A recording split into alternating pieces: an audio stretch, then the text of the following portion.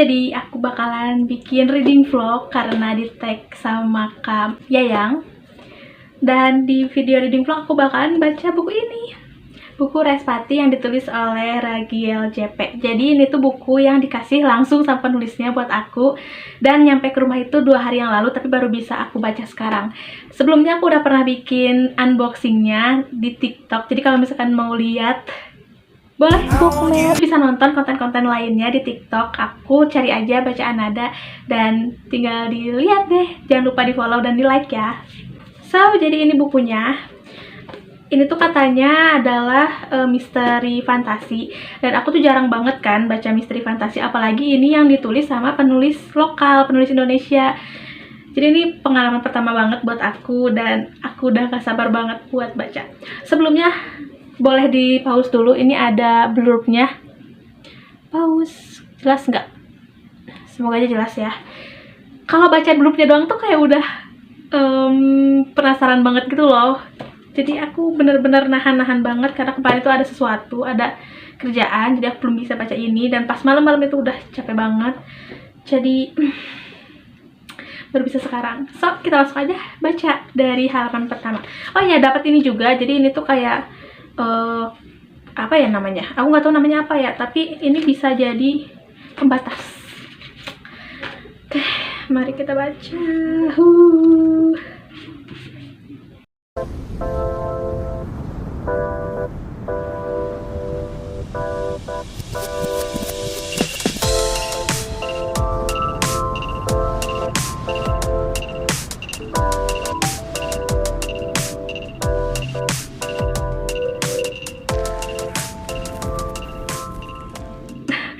Sebentar, ini baru 2 halaman awal, tapi aku udah salvo soalnya jadi keinget film SpongeBob yang dia bisa masuk ke mimpi-mimpi orang itu loh, yang kalau misalkan tidur terus ada kayak awan di atas kepalanya, dan si SpongeBob bisa ngelihat mimpinya terus bisa masuk ke dalam mimpinya orang itu loh, kayak ke mimpinya Squidward, mimpinya Patrick, mimpinya Sandy dan lain-lain. Dan di sini mirip kayak gitu. Jadi inget. Menarik, ini menarik banget.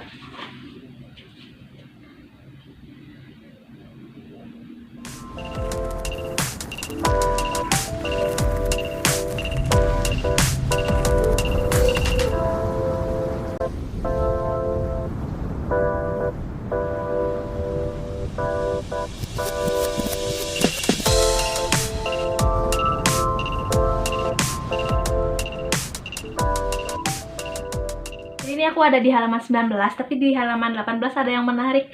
Jadi kan di sekolahnya si Respati ini tuh ada cewek yang tiba-tiba kayak teriak terus jatuh, dan katanya tuh kayak menggeliat kayak cacing gitu. Terus ada nih sebuah percakapan gitu gini. Apa mungkin dia melihat hantu? Tanya salah satu siswa berambut ikal. Atau jangan-jangan dia kerasukan hantu? Sekolah ini memang angker ya? Katanya sih dulu bekas kuburan. Terus aku jadi keinget hal-hal seperti ini tuh emang bener-bener sering terjadi di kehidupan nyata gitu. Aku ngerasa setiap aku masuk sekolah terus ada sesuatu yang misalkan kesurupan massal atau hal-hal yang menjurus ke situ, pasti aja teman-teman tuh pada bilang ini tuh sekolah bekas kuburan, atau enggak ini tuh sekolah bekas rumah sakit, kayak gitu-gitu. Jadi relate sama yang ada di sini. Oke, kita lanjut lagi. Sejauh ini aku suka sama narasinya, enak dibaca, jadi bikin cepet page turner gitu, nggak apa ya, nggak pusing bacanya gitu. Dan ya, aku baca lagi.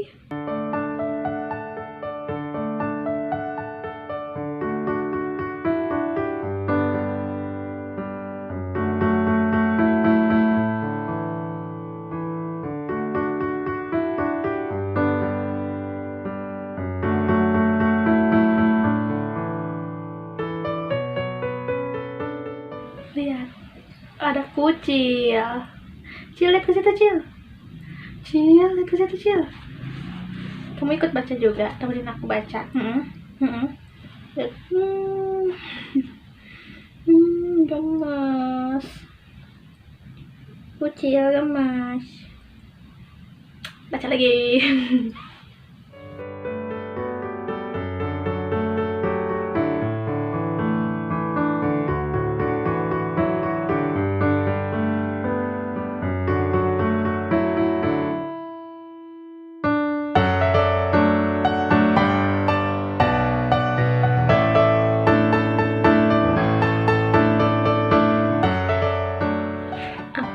sampai di halaman 59.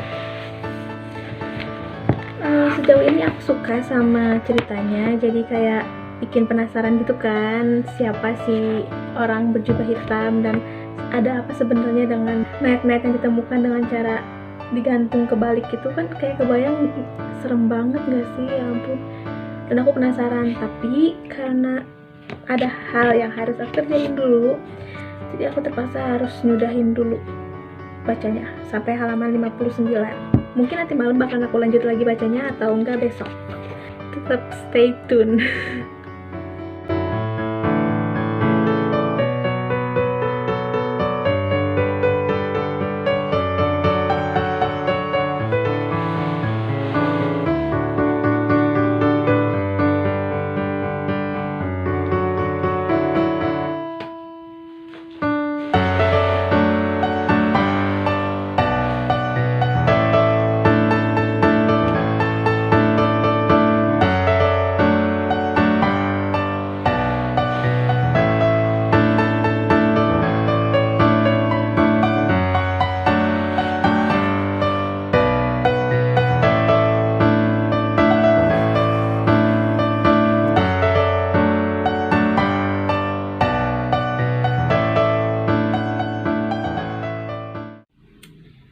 Sebelumnya aku pengen ngomong dulu.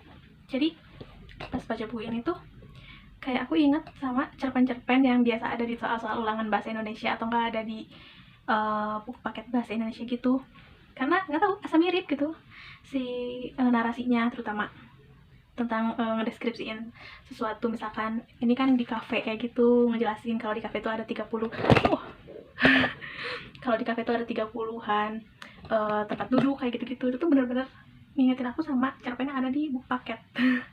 Tapi nggak masalah, cuman jadi inget aja gitu. Terus yang aku mulai rada gimana gitu ya, pas ini nih percakapan kayak gini, ini ada di halaman 99. Kata tuh gini, aku mau cerita dulu sebelumnya. Jadi si Respati ini sama si Tirta, sahabatnya, mereka tuh mau ketemuan sama bapaknya Tirta yang namanya itu Yudhistira.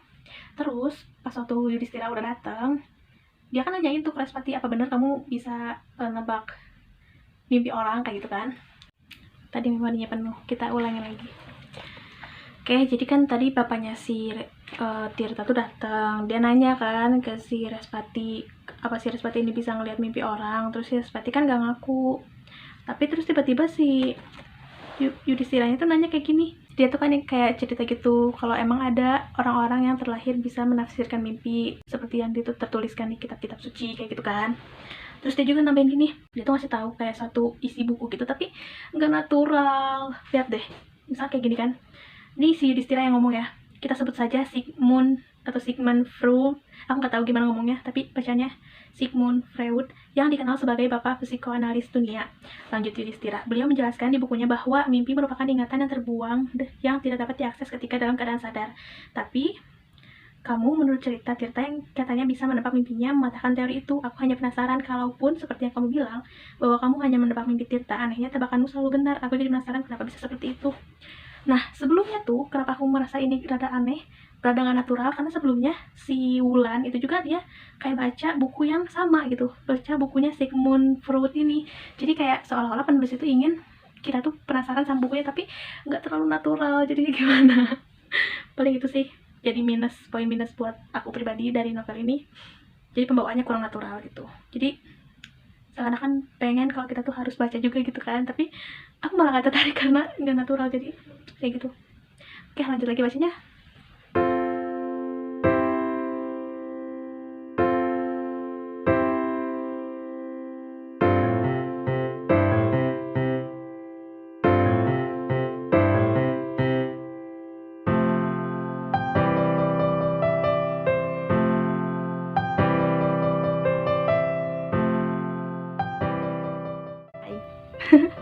Ini masih pagi jam 6, tapi aku udah pengen cepet-cepet baca, soalnya ini bentar lagi, dikit lagi, setipis ini nih, segini lagi. Aku penasaran. Dan as you can see, lihat di belakang aku, tempat tidur belum aku beresin karena aku pengen cepet-cepet baca, gak sabar banget. Jadi kemarin tuh aku baca kan sama aku, tapi gak di videoin.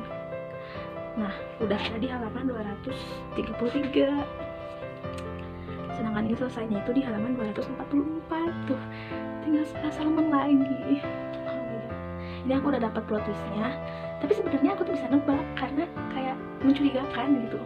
Kok selalu menyudutkan satu orang ya, padahal di setiap cerita misteri itu pasti ada kemungkinan orang lain juga bakalan terlibat gitu, atau ternyata orang lain lah pelakunya. Nah di sini tuh nggak dikasih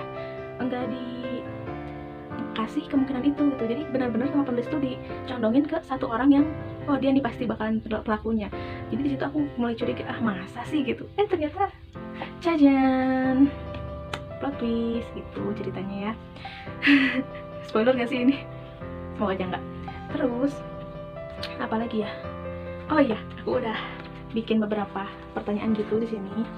Ini aku bikin pertanyaan buat penulisnya, jadi nanti bakalan ada video bareng penulisnya. Jadi tunggu aja videonya, kapan bakalan tayangnya aku juga nggak tahu pastinya, tapi yang jelas bakalan ada. So, kita langsung aja bacanya. BTW ini gelap karena lampunya masih belum dinyalain, masih pakai lampu tidur. Tapi kelihatan kalau baca tuh, tapi kameranya gelap banget, gak apa-apa ya, karena ini masih pagi banget juga kan. So, langsung aja kita baca.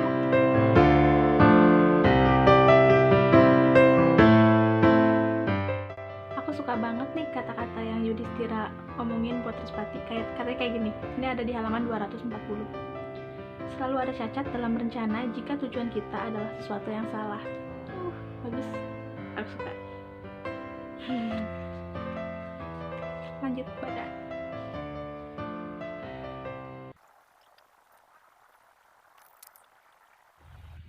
Aku udah selesai bacanya, tapi kayaknya ini bakalan ada buku keduanya nggak sih? Iya nggak ya? Ada buku keduanya nggak ya? Tapi sejauh ini aku suka sama bukunya. Maksudnya ini bukan buku yang biasa aku baca gitu kan, tapi aku tuh nggak dibikin bosen bacanya karena narasinya tuh enak kan. Karena narasinya tuh aduh maaf, ini aku baru bangun tidur banget, belum cuci muka, belum apa. Oh my god. Tapi sejauh ini aku suka sama bukunya. Yang paling aku suka itu bagian narasinya, karena narasinya tuh enak dibaca, ringan banget untuk sekelas misteri gitu ya. Dan menurut aku ini tuh juga bukunya pas atau cocok untuk dibaca sama remaja, karena bahasanya tuh nggak bikin pusing dan ceritanya tuh jelas lagi ngomongin apa, masalahnya apa, dan ada plot twist-nya juga gitu. So ya seperti ini, jajan. Terima kasih buat Kak Ragil JP yang udah ngirimin buku ini buat aku. Aku enjoy bacanya. Ini bakal aku simpen terus. So, terima kasih sudah menonton reading vlog kali ini. Ini tuh adalah video posting bareng BookTube untuk bulan April yang diidekan oleh Kak Yayang. Kayak aku udah bikin ya. So, sekian aja video kali ini. Jangan lupa tinggalkan jejaknya di kolom komentar. Like if you like this video and don't forget to subscribe. Bye-bye, ketemu lagi di video selanjutnya. Oh.